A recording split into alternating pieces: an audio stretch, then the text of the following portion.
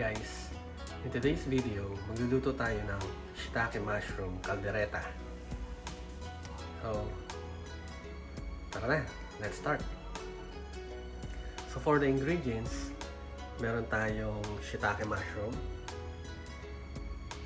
meron tayong bell pepper, green and red,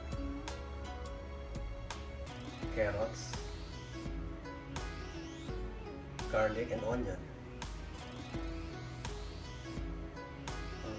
patatas,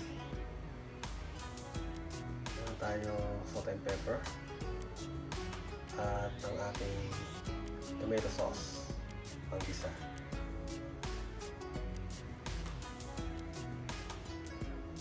Okay, let's start.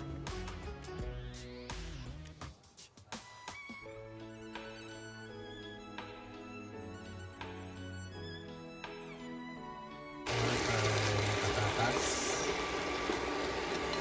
red bell pepper ang next. Ayan, green bell pepper.